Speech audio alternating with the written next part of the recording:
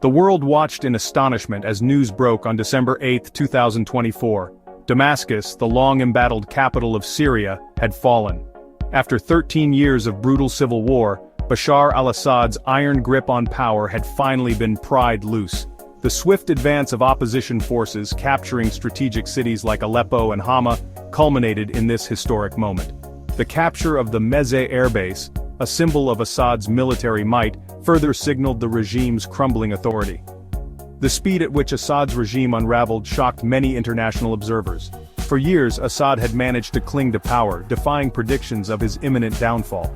His forces, backed by foreign powers, had waged a brutal campaign against their own people, employing tactics widely condemned as war crimes. However, the capture of Aleppo in late November seemed to turn the tide, emboldening the opposition and demoralizing Assad's forces.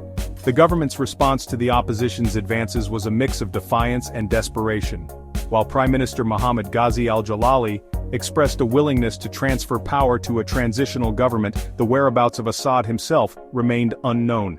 Rumors swirled that he had fled the capital, perhaps seeking refuge abroad. The scenes of jubilation that erupted across Syria stood in stark contrast to the fear and silence that had become synonymous with Assad's rule. From the ravaged streets of Aleppo to the refugee camps beyond Syria's borders, people dared to hope again. The fall of Damascus was not just a military victory, it represented the Syrian people's unyielding desire for freedom and self-determination. The toppling of Hafez al-Assad's statue in Aleppo, a potent symbol of the Assad dynasty's tyranny, encapsulated the sentiment of a nation finally breaking free from decades of oppression. The fall of Damascus marked a pivotal moment in Syria's modern history. For over a decade, the country had been ravaged by a brutal civil war, displacing millions and claiming the lives of hundreds of thousands. The conflict, sparked by peaceful protests against Assad's authoritarian rule in 2011, quickly descended into a complex and bloody struggle involving various factions, foreign powers, and extremist groups. The Assad regime's brutal crackdown on the initial protests, using live ammunition against unarmed civilians, ignited a firestorm of anger and resistance.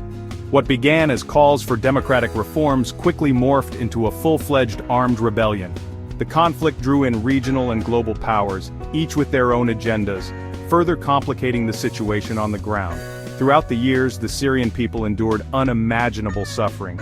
Cities were reduced to rubble, families were torn apart, and a whole generation was scarred by the horrors of war. Yet, amidst the devastation, the spirit of the Syrian people remained unbroken. They continued to resist, to hope, and to dream of a better future for their country. The capture of Damascus was the culmination of their years of struggle, a testament to their unwavering belief in a Syria free from tyranny. As news of Assad's ousting spread, celebrations erupted not just within Syria but also in refugee camps across the region, where millions of displaced Syrians had sought refuge. The yearning for home, for peace, and for a chance to rebuild their shattered lives was palpable. Amidst the euphoria and relief, there were also voices of caution.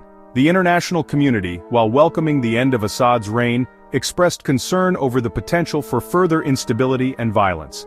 The task of rebuilding Syria, both physically and politically, would be monumental, requiring a concerted effort from all parties involved. The opposition, now tasked with forming a transitional government, faced the daunting challenge of uniting a fractured nation. Years of conflict had exacerbated existing divisions within Syrian society, creating a complex web of alliances and rivalries. Hayat Tahrir al-Sham, a prominent opposition group, issued instructions to its fighters to avoid attacking public institutions and services, signaling a willingness to engage in a peaceful transition of power. This commitment to restraint was crucial in preventing further bloodshed and chaos. However, the road ahead remained fraught with challenges. The presence of foreign fighters and the potential for renewed sectarian violence cast a long shadow over the country's future. The international community, having witnessed the devastating consequences of the Syrian conflict, had a moral obligation to support the Syrian people in their quest for peace and stability. As the dust settled, the world waited with bated breath to see what the future held for Syria. The country lay in ruins, its infrastructure decimated, its economy shattered, and its social fabric torn apart. Yet, amidst the rubble, there was also a glimmer of hope. The fall of Assad presented a unique opportunity to break with the past and chart a new course for Syria. The international community had a responsibility to support the Syrian people in their efforts to rebuild their country, to foster reconciliation, and to establish a democratic and inclusive system of governance.